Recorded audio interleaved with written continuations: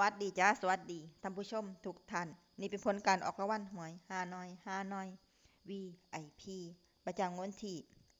22กรกฎาคม2569รางวัลเลข2ตัวรางเลขที่ออก6868รางวัลเลข5ตัวรางเลขที่ออก06368 06368รางวัลเลข2ตัวบนเลขที่ออก3131